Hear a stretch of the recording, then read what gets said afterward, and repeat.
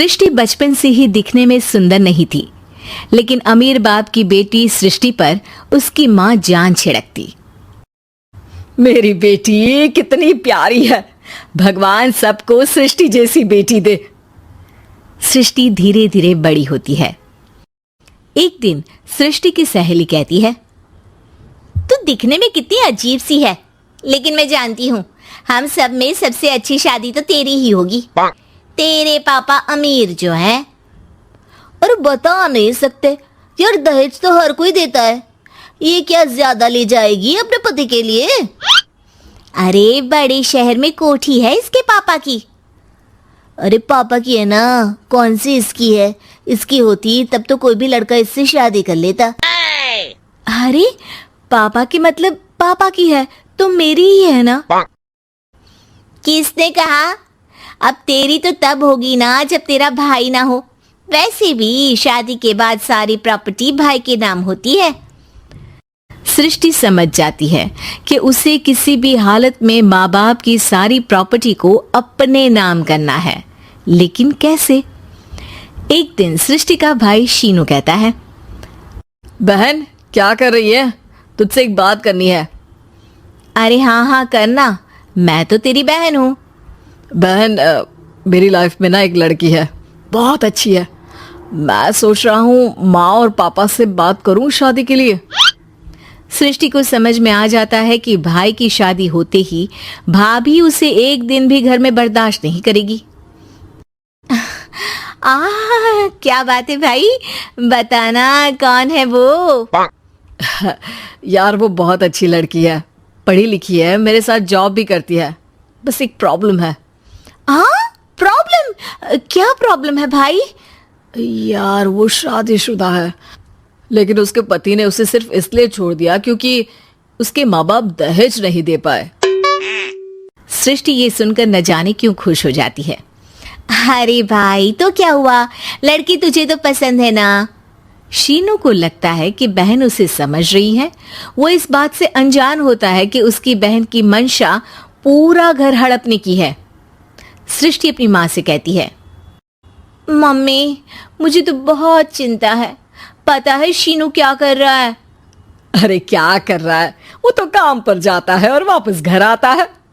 नहीं ना माँ, वो यही तो नहीं कर रहा, बाकी सब कर रहा है। आपको पता है उससे प्यार है, और वो भी एक शादीशुदा लड़की से। ये क्या हो गया? मैं सोसाइटी में क्या मुंह दिखाऊंगी? अरे तेरे पापा तो यही कहेंगे कि मैंने ही उसे बिगाड़ दिया है। माँ देखो, मेरी बात मानो, पापा पर भी विश्वास करने की जरूरत नहीं है। अब आप ही बताओ, पापा इतनी देर घर के बाहर रहते हैं क्यों? बोलो। अरे बेटा वो तो नौकरी करते हैं ना। तू बहुत भोली है माँ। पापा का ऑफिस तो 7 बजे खत्म हो जाता है, लेकिन देखो कितनी देर से आते हैं। अरे नहीं नहीं बेटा, ऐसी कोई बात नहीं है। सृष्टि माँ को एक औरत से बात करते पिता की फोटो दिखाती है। देखो माँ कैसे हैं पापा। मैं ना कहती थी कि पापा सही नहीं है। मैं तेरे पापा से बात करूंगी, दे फोटो मुझे। ओ माँ, वो तो डिलीट हो गई। लेकिन चल, तूने तो देख लिया ना। पापा से बाद में बात कर लेना, और हाँ मेरा नाम बिल्कुल मत लेना। हाँ माँ। अब क्या था, सृष्टि के माँ और पिता के बीच झगड़ा होना शुरू हो जाता है। सृष्टि के मन में क्या चल रहा था कोई नहीं जानता था। एक दिन, माँ सृष्टि के लिए एक लड़का देखा है, वो लोग शाम को उसे देखने आने वाले हैं। और हाँ माँ, एक खुशखबरी, मैं और पापा मिलकर एक नया बिजनेस ट्राई कर रहे हैं। शाम को लड़का आता है, सांवले रंग का। सृष्टि को तो बिल्कुल भी पसंद नहीं आता। लड़की की माँ कहती है, लड़की का चेहरा तो कोई खास नहीं, लेकिन अगर मेरे बेटे को आप लोग सेटल कर दें तो मैं उसकी शादी आपकी बेटी से करवा दूं। सृष्टि को लड़का बिल्कुल पसंद नहीं था। उसे भाई पर गुस्सा आ जाता है।